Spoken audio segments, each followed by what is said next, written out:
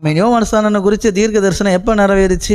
கொஞ்ச நாள் கழித்து தானே நிறைவேறுச்சு. அப்படித்தான் உங்கள் மேலேயும் அந்த தீர்க்க தரிசனம் இருக்குது. அது அந்த டைம் வரும்போது வெளிப்படும். ஓகே, இப்போ பாருங்கள், அவன் கர்த்தருக்கு முன்பாக பெரியவனாக இருப்பான், திராட்சரசம் மதுவும் குடியான், தன் தாயின் வயிற்றில் இருக்கும்போதே பரிசுத்த ஆவியினால் நிரப்பப்படுவான். சரிங்களா? அவன் இஸ்ரேல் சந்ததியரில் அநேகரை அவர்கள் தேவனாகிய கர்த்தருக்கு திருப்புவான். கையை தட்டி எப்படி திருப்புவானோ? அந்த ஒளியை குறித்து சாட்சி கொடுப்பானாம், ஏசப்பாவை பற்றி பிரசங்கிப்பானாம்.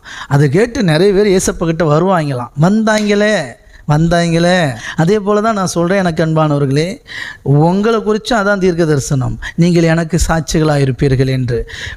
உங்கள் மூலமாகவும் அநேகர் கர்த்தரிடத்தில் திருப்பப்படுவார்கள். கையை தட்டி பிரதர், நான் காசுக்காக எதிர்பார்த்துட்டு இருக்கிறேன் பிரதர், நான் தேவைகள் நிறைய இருக்குது பிரதர், பண கஷ்டம் இருக்கட்டும், எல்லாம் கர்த்தருக்கு தெரியும்.